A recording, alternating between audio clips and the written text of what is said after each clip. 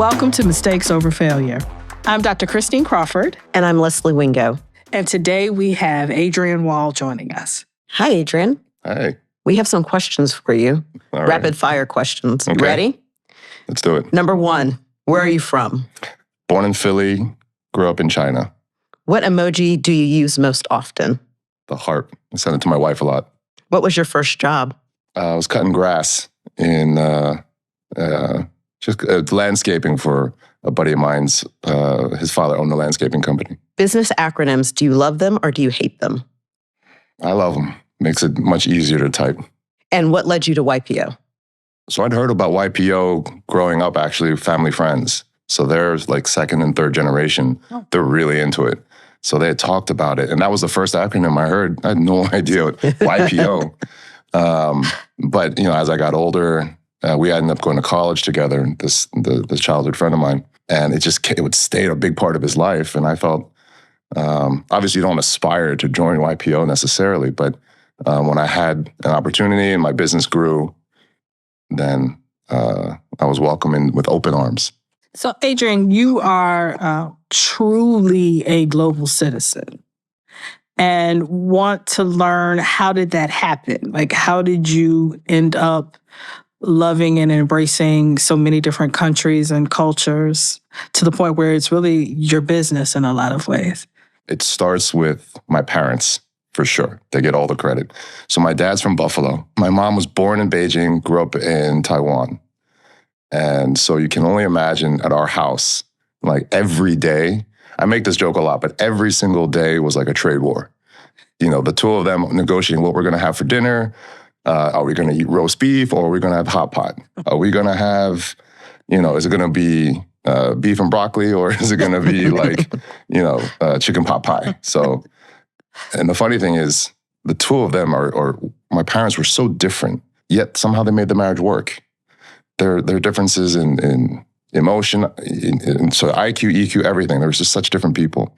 So it started from there, and me observing the two of them, even people who are just so diametrically opposite in so many ways, culturally and whatnot, being able to make it work. My mother, being Chinese was really important to her. So the language and the culture, she wanted to make sure that I was exposed to it at a young age. So every summer after I was born, for the entire 3 months, we were back in China with family or we were in Taiwan with family. My dad came sometimes, but, again, he wants to eat chicken pot pie on Sunday. He wants to, go to the local supermarket and do his thing. So it wasn't easy for him.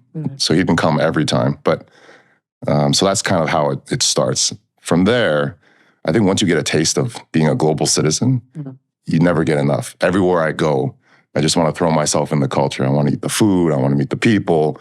I mean, last night's flamenco was incredible, right? I was like, I want more of that. So that's sort of what happened. And then my business just naturally, came about. And I'll share one other thing. So I have, one of my businesses is private equity. That's pretty dyed in the wool. But because I love food so much, I got involved in pizza, not just opening a franchise and like letting it run, but like actually getting in there and making pizzas. So most people start making pizzas when they're 15 or 16 to make some pocket money. I'm doing it in my 40s and I'm on there grinding and just like, people are like, why are you doing this? And I'm like, because I like it. And that is we can talk about that later, but I was working side by side with illegal immigrants and really getting to understand their plight. And it really changed my view on a lot of things in U.S. society. Well, how did it change your view? So I'm an economist. I went to Harvard and I learned things like increasing minimum wage, for example, ends up being a tax on the consumer. And, it goes back and forth. There's all sorts of good and bad. But at the end of the day, you really are being taught what the professor believes.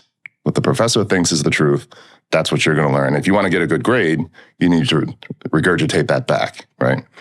So my professor at the time was a conservative, even though Harvard is a very liberal institution. He was a conservative, and so I just was taught that things like increasing living wage are just bad, right? And I didn't really think much of it. Again, I was spending a lot of time in China, a super developing country. And even to this day, people think it's this super modern metropolis, and it's really not. The country is still a huge divide between poverty and wealthy, huge. But to bring it back to pizza, I just never thought about the living wage issue. And now I'm, elbow to elbow with these guys in the back, rolling dough on our feet all day, 10 hours a day, 12 hours a day, lifting 50-pound sacks of flour. And then, 6-pound pizzas, putting them in the oven and taking them out of the oven. That's exhausting work. And they're making, $15, $16, $17 an hour. And that's already considered good from, Joe's Pizza. I'm going to plug Joe's Pizza. Best pizza in the world, for sure. And they're paying their staff much higher than other pizzerias because they make more. They feel they can, and to retain good employees. But it's still hard to get by. I mean, $15 an hour. God forbid you have an injury or something like that, and they don't have medical insurance. Mm-hmm. They have families that they want to take care of. So a big thing of what I'm doing now is inspired by that. So I do a lot of work on financial inclusion. So I spend a lot of time in underbanked and unbanked communities trying to educate them and offer them solutions to avoid using predatory financial institutions like Western Union. And if they don't even have access to banks, so we don't have to talk about that. But if you can save them 18%, that's a lot. Stablecoin, and I'm not trying to plug stablecoin, but we use stablecoin, and that's less than 1% transaction fees. And that's not volatile. Those are U.S. Treasury-backed digital assets, and you can transfer them anywhere in the world. You just need to teach them how to use it on their phone, and that's you save 17%, 18%. Imagine means a lot to them. When you think about how you talk about finances to the underbanked, how do you explain that in a way that is understandable for everyone to get it? Because a lot of times we get in the habit, we just do it because we do it. But it's also breaking habits as well. Yeah. And doing it just because. For sure. Well, and it depends who you're talking to, right? So if I'm talking to the community directly, you don't need to go into the technology. You don't need to go into sort of the economics behind it. They don't care. You need to explain to them how to do it and why to do it. And the why is easy. The why is the 18% savings. The why is you can avoid the potential social stigma and humiliation of not being able to buy a slice of pizza or Chipotle because you don't have enough money on your bank card. And then you got to fidget with your phone to put money on the card. And then, I've seen that happen too many times working register at Joe's, thinking, every time I see it, my heart breaks. So you just need to give them a visceral reason why they should do this. And they get the why real fast. And then the next thing is how. Mm-hmm. And it's actually very simple. Everybody has a phone. You just download the apps. And then we walk them through a 9-step process. It sounds tedious, but it's real quick. And then the adoption is almost immediate. And we're tracking the numbers. We're tracking the usage and how much money is saved. And so far, it's early days, but the data that we're getting back is really compelling. So both with that venture and others, how do you build trust, right, in new communities and with new folks? So I think grit, we talk about, let's put this in a YPO context, okay, right? I think grit is absolutely the right way to approach this. Explain what grit is, because this will be public and not just YPO. Okay. Grit stands for generosity, respect, inclusivity, and trust. And you mentioned the trust part. In this case, number one, we are going to their communities. We're going there and we're rolling up our sleeves and we're sitting down and we're not making this a formal presentation. It's not a class. It's we're here for you kind of way. The guy on stage yesterday said, you bow when a performer will get on stage and bow first to the audience as a sign of, I'm here for you. Mm-hmm. This music is for you. So we'll come with our proverbial hat in hand. I think we're not on a high horse. We're on a level where we can communicate and connect with the community. And that's where it starts. So there's a feeling of, okay, maybe I can trust this person, right? And then you have to be very empathetic. I think a lot of people will give me the credit because a lot of the members of the community have seen me like in Joe's Pizza working there, flour up to my neck. And so they know that this is, I'm not just fly by night, and I'm not just a pizza weekend warrior. I'm actually there day after day after day. I've spent years in these pizzerias working the line. So there's a trust there. You have to earn that trust, right? It doesn't come easy. I want to talk about, so when you were an economist at Harvard, or when you went to Harvard, you said your professor was very conservative. And now as you think about how you've built your business and how you've grown as this entrepreneur executive, how are those things in conflict with your values and seeing people differently in your stores and in your restaurants? And how do you balance that out or find a rhythm to it to make it work? So let me disclaimer, I'm not bad-mouthing college universities at all. I understand. No. And they do serve a really important function. I mean, the opportunities I had and everything I've done, I mean, I give Harvard a lot of credit. I went to a wonderful high school. And so these academic institutions aren't perfect, but they do great things for the students. So I loved my time at these institutions. Having said that, academics and reality often are very, very far apart, right? Mm-hmm. So the economics you learn, Ec 101, supply, demand, guns and butter, you find if you put too much trust in that, you're going to be very, very sorely disabused in the real world. And all of us live in the real world, so we find that out really quick. And so then you're forced to make your own judgment based on what you see and how you react. There's an author a guy named David Foster Wallace, he has some controversy as well, but he gave a commencement speech at Kenyon Martin many, many, many years ago. And the whole point of his speech was, you've just graduated from an elite institution. The real point of this now is for you to learn how to think and make your own choices and be empathetic to the people around you. It's too easy for us to have a knee-jerk reaction to be annoyed with somebody who does something that annoys us, right? But if you take a beat, just pause for a sec and say, you know what, maybe that person is having an awful day. Maybe that person is going through something that I can't imagine. And just give them perhaps the benefit of the doubt. That might change kind of your perception. So at any rate, to bring it back to your question, I've just tried to keep an open mind, and being a quote unquote global citizen really helps because you see the similarities throughout society. Everybody wants to be loved and love others. It tends to be parental and child relationships, but it doesn't have to be. It can be spouse partner, it can be familial, or it can be friends. But there's a lot of commonalities that unite the human condition.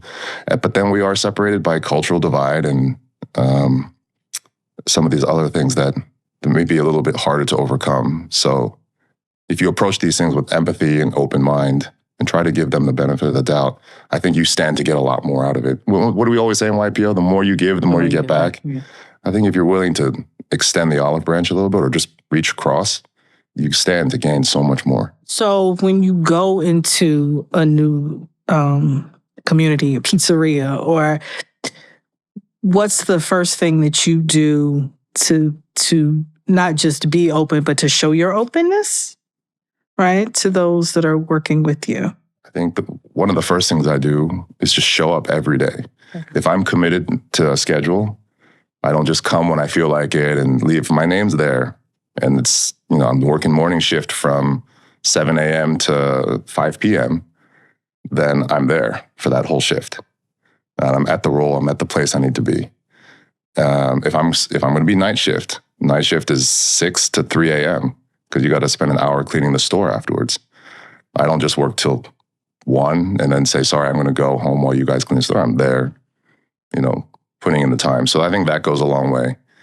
And then I think making sure that people don't feel like there's some sort of hidden agenda, that you're doing this because I'm trying to gain something.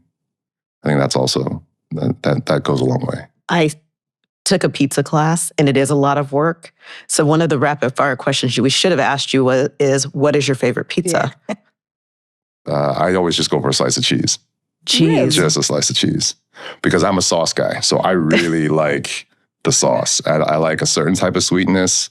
I like a little bit of acidity, but I don't like a lot of additives, or not additives, a lot of spices. People put a lot of oregano and whatnot. Yeah. I don't like too much of that. I just like to taste the tomato. The San Marzano hand-milled, a little bit of sugar sauce. You put that on the pizza with just a little bit of cheese, and perfect. So that means the crust is really important. Yeah. Oh yeah, for sure. Okay. I eat the crust. I don't have any waste. All right. What is the worst advice you've ever been given? Give up, for sure. Oh, wow. Yeah. Just settle. Just take it easy. Don't push yourself so hard. Don't do that thing that's stressing you out. That's the worst advice. A real easy, quick example. Public speaking. Everyone hates. It's like the number one fear in the world, right? Is public speaking. And so I was no exception. And when I have opportunities to speak in public, a lot of people are like, don't. If you don't have to, send somebody else. And that's just the worst thing possible, because now I've been speaking publicly for so many years now. I actually enjoy it. You take a fear and then you turn it into a pleasure, almost something that you look forward to. And so I'll never say no again to public speaking opportunities, within reason. But so what's your favorite saying in Chinese and your favorite saying in English? So my favorite saying in Chinese it's a simple one. It's gonna well, there's a couple, but okay. 画蛇添足. It means don't draw a snake, but then add legs, because you don't need it, right? Mm-hmm. It means don't do more than you have to at the same, right? It's not more is, what's the saying in English? It's less is more. Yeah. More right? or less. Yeah. Less is more. Yeah. So there's that one. The Chinese have a saying, 对牛弹琴, which is the same as throwing pearls before swine. Okay. This is playing piano in front of a cow. So I use that sometimes with my son. Yeah. I have another question for you. As you talked about your parents earlier and them teaching, you learning difference from your parents, how have some of those lessons transpired who you are in a business and then also with your family? I think I'm the best. It sounds awfully pretentious, but I think I'm a great combination of my parents. So I was able to see things, the qualities that I really admire in my mother and my father, and sort of distill that into who I am. And, that process takes a lifetime. But I'll give you an example. So academics was really, really important to both my parents, but they had different priorities within academics. My dad is a mathematician and a physicist, a brilliant guy. And so obviously math and physics were really important to him. And so he pushed me very hard to, always be the best in my class, and take additional classes outside of school and explore that side of academics. And my mom cared very much about Chinese culture, Chinese language, Chinese literature, and English literature for that matter, more on the liberal arts side of things. And so the result is that I was being pushed on both sides to achieve a lot in both. But that just gave me that appreciation. I just feel myself as being quite open-minded because of that, being pushed at a young age to explore all the options, all the opportunities. So nowadays in business, I can see the beauty in making pizzas and just kind of zen. Some people like to garden. Some people like to raise plants. I love to cook, and I love to make pizzas. At the same time, sorry, I was just going to say, at the same time, I also like to approach technical things. We're talking about stable coins earlier, like blockchain. So I can really appreciate both sides. We're going to need you to cook for us at some point. So we're just going to invite ourselves over. For sure. Anytime. We have Joe's Pizzas all over the East Coast. come find us. I'll be there. But when you think about, you've talked about culture, which I think is interesting, and then culture of business, culture of doing business, and as a global citizen, are there lessons learned from that moment in your childhood in terms of how you do business with other people, how you learn cultures, and how you show up in certain situations? For sure. I think if I didn't have an open mind as a kid, and I didn't have the patience to live with my parents, then I wouldn't be able to connect with the cultures and people all over the world. So I have businesses in China, Southeast Asia, Papua New Guinea, West Africa, Colombia, and in the US. So it's really all over the place. Mm-hmm. But I always approach every situation with open-mindedness. Your first meeting with people has to be, let's just get to know each other. Mm. I'm not here because I want something from you. I'm here because I want to learn from you, right? And if we have this chemistry, then we can talk about what else we can do. We forgot to ask you to introduce yourself. It's because we know each other so well. So, Adrian, would you please introduce yourself to our audience? Sure. So my name is Adrian Wall. I am a member of the Sea Dragon chapter, which is a Southeast Asia regional chapter. Am I doing a YPO intro? Or just introducing myself? Just introduce yourself. Just introduce and have fun with it. All right, okay. Not the YPO, Adrian Wall, born in Philly, grew up one leg in New Jersey, one leg in China, Beijing. And I am a global citizen. I have multiple passports, and I've lived in, 8 different countries at this point. Oh, wow. So, yeah. And recently moved to DC. Love DC. So is home wherever you land, or do you envision a life where you make one place your long-term home for you and your family? Home is not wherever I land. That's for sure. I do embrace all cultures, but there are things that are personal to me that I prefer when it comes to where I call home, which is interesting because I'll give you a great example. I lived in Shanghai for over 20 years, and it never felt like home to me for some reason. I've lived in Taipei. Taipei felt much more like home. And there's not a political statement. It's just things that were important to me. And let's bring it to the US. For example, I've lived in San Francisco. No shade on San Francisco, but that would never felt like home to me. Philadelphia, South Jersey feel very much like home. And so we could do a deep dive into why that is, but yeah, I'm curious to actually know why is that these different places, is it the neighborhood? Is it the values? Is it something about the culture that resonates with you? All three. And also, so I'm not a huge city guy, believe it or not. I was born in the I was born in the city, but I grew up in suburbs. And China, you have to imagine 40 years ago was pretty sleepy. It's not the big metropolises that it is today. So I feel more comfortable, I think, at a slower pace of life. And not saying DC and Philadelphia are slow places because they aren't. They're not at all. But I feel like in certain areas you have more access to, you can choose a path and you can choose to a slower pace. Also, Shanghai just had terrible pizza until I brought Joe's Pizza there. And then it became livable. So when we brought Joe's Pizza to Shanghai in 2017, I felt like, okay, maybe I can call it home. So yeah, little things like that. So what did your parents and the way that you grew up, what did that teach you that you're now sharing with your son? So my wife is Chinese, but she went to school in London. So that's like a whole nother culture that I appreciate, and I embrace the UK.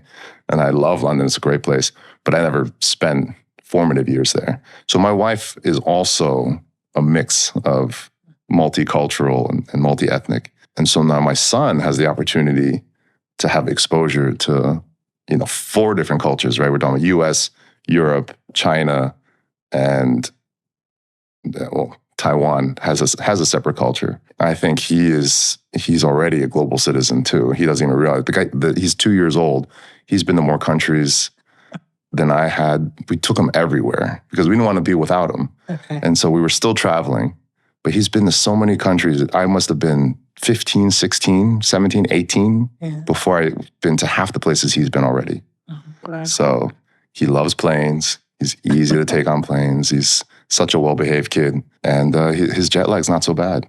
He can get over jet lag pretty quick. So I wish I could. I wish I could. Yeah. He can teach us all something. Yeah, for sure. In my company, we talk about being students and teachers of culture, and it feels like you're both a student and a teacher. And I think that's lovely. And I love that you're sharing that with your son. But when you think about it from a YPO and a business perspective, how do you share some of that with the world?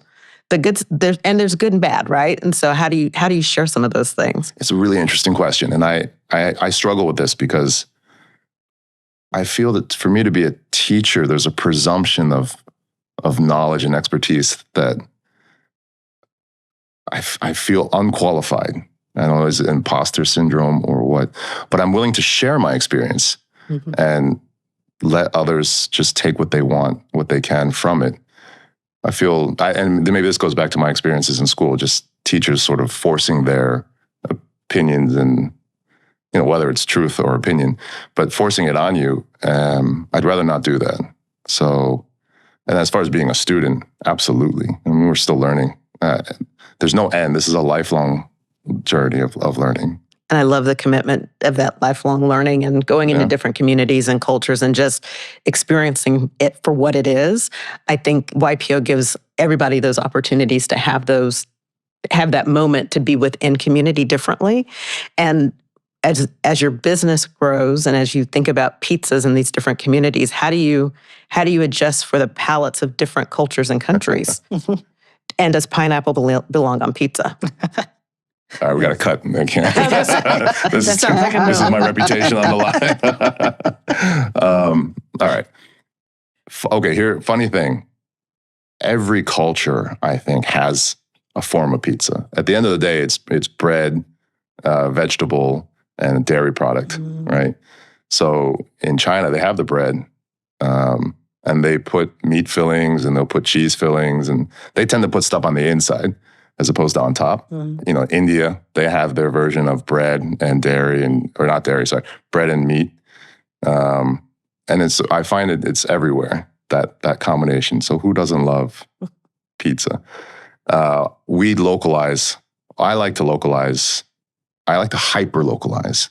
So the pizza I would make for a Shanghai customer is different than the one I would make for a Beijing customer, is different from the one I would make for somebody in Sichuan province, which loves super spicy. So what would the one in Shanghai be? Shanghai would be a little sweeter because they tend to like their cuisines a little bit sweeter. It'd be a little saucier. Okay. And in Sichuan would be a ton of chili peppers. It would be all fire. Okay. Beijing would be a bit more savory. They like things a little heavier, a little saltier, savorier. Yeah. I think that what you just demonstrated in your ability to understand local taste is so key to how you've been able to move around the world, and that you notice, I think, what some people may think of the small things in order to do the big things. Yeah. So thank you for sharing that with us. Thank you. And you notice how I didn't answer the pineapple question. I did, and I was not going to let you get away with it, but we'll ask you when the microphones go off. No, I'll be on the record. Okay. I'm okay with it. I am too. I'm okay with it.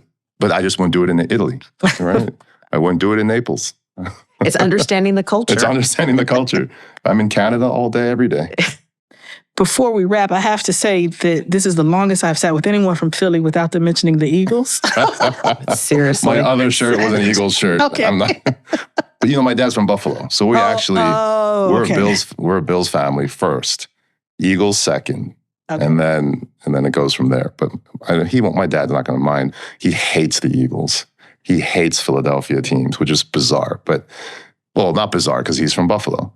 I grew up in Philly. I spent a lot of time there. I love the Philly teams. So I'm happy about the Super Bowl. Well, that explains the restraint for Philadelphia, and at least... but I'm not going to earn anyone's trust if I say, hey, by the way, go Eagles and, whatever team you are. Well, Adrian, we want to thank you so much for sharing with my us pleasure. today. And we are grateful that you've shared with our community of listeners. Thank you. Is there anything else you want to mention before we cut the mics off, or anything else you want to talk about?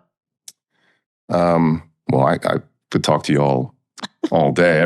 This is Oh, we forgot to ask your favorite mistake. Oh, that's right. Oh, my goodness. my favorite mistake. Your So- favorite mistake. So the reason we named the podcast Mistake Over Failures is because we feel that we learn the best when we don't repeatedly do the same thing over and over again. And so if you're going to do something, fail big and then learn from that experience. So with that in mind, what is your favorite mistake?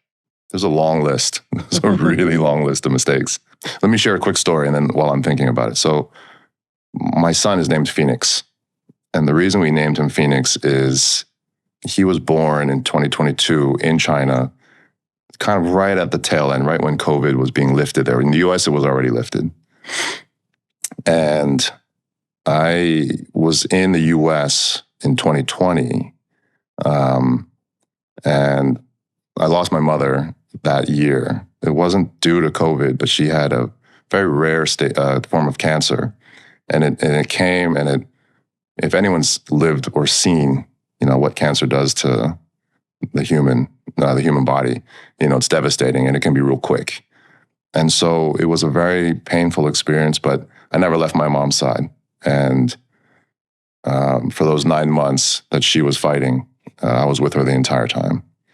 And losing her was devastating to me because I was very close with her. And it took me a very long time to sort of see color in the world again, and to smell smells, and to kind of see the beauty in the world. I'd say it took me probably a year to kind of fully recover.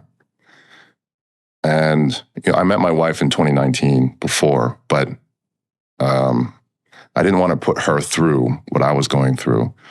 And she couldn't come anyway at the time because of COVID. So we were all separated. But, I went back, and my wife and I were together again. We were at the time still dating. And, she was incredible in helping me heal. And then I, of course, was, so grateful and made the best decision of my life, which was to marry her. Well, I proposed. She said yes. So the best decision was to ask. And then she said, okay. And then my son was born afterwards. And, that changes your life in a way that is just like nothing else. People say it, but you don't know it until you actually go through it. And so that's why I named him Phoenix, because it took going through the worst experience of my life to then, on the other side, to have the best experience. So I know this doesn't really answer the question. It's not a mistake. And there was no mistakes made. It was just the best thing, the best outcome of the worst situation. So, as a phoenix rising out of the ashes, he was the best thing to happen after going through that.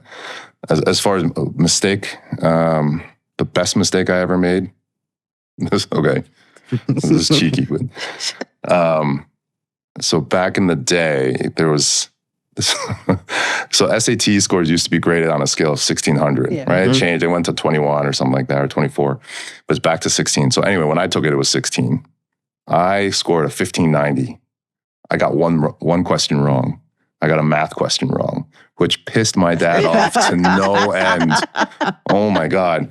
He goes, how could you? And the score report, it even said it was a geometry question. My dad's like, geometry? Are you kidding? You're born knowing geometry, right? You can stack blocks, right? I was like, you need never let me live it down. And because of that, my geometry is pretty good now. And I went on to do a lot of advanced mathematics at Harvard. So that was kind of a... Did you go back and look at the question that you missed? They won't let you. So to this day, I have no idea. I believe I got it right. And we happen to have it right here. No. Part of me is like, that's also like, it's not possible that I made the mistake. But at any rate, so that was a funny one. I'll tell you another just real quick story. But my dad, they do parent-teacher day, right? Yeah. So the parents came in. This was at Lawrenceville. This is the high school I went to. And so I was taking AP Physics C as a sophomore, which is like kind of unheard of. Right. It was electromagnetic theory. And so parents are sitting in the back. We're all sitting in the classroom. And every day, my teacher, Mr. Casebolt, I still remember, would ask a question at the beginning of the class, give you a few minutes to work on it, and then cold call somebody. And so he put the question up. And I don't remember the question either, which is terrible, but I'm sure my dad does. He put it up there. I'm like, oh man, please don't call on me because I have no clue about this thing. And I'm just like, trying to like look around and see who anyone else know what they're doing. Of course, he calls on me. And so I just give some ridiculous answer for the sake of saying something. And I just look over my shoulder. And Mr. Casebolt says, no, that's completely wrong. I look over my shoulder. My dad just goes, just puts his head in his hand and shakes his head. So that was another mistake, but I went on to really push hard and get an A in that class. So yeah, mistakes are opportunities for us to just to learn and do better. Love that. Best advice. Best advice. Here's one I like that comes to mind. It's so when you're running so many different companies and in different industries, you have to have good people around. There's just no way. You can't do it by yourself, right? So what's really important, actually, this was given to me by a forum mate, a YPO forum mate.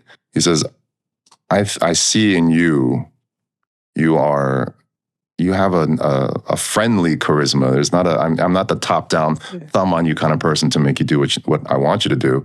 I'm more of the kind of give you the tools and give you some words of encouragement and let you choose your own path. And he was saying, you need to make sure that's your culture for all your companies, because otherwise people will just gravitate to you as a charismatic or friendly or someone that they want to work with. But they need to get that message that you're not just their boss. You're there to try to help them be the best people they can be in their life. So put more emphasis on the culture side of your companies. And that was great advice, because since doing that and really encouraging our teams to flourish on their own, it's not a competition, it's a self-exploration. Even in things like making pizza, whether you're doing financial analysis or you're doing research or you're working in a kitchen, just take the opportunity to explore yourself and what does that mean to you. And so that really made a huge difference, because in each of our companies, we've had rock stars just come out like a butterfly. Well, thank you again. Oh, my pleasure. Well, that was fun. My first time. Thank you. You did great. I appreciate it. Yeah.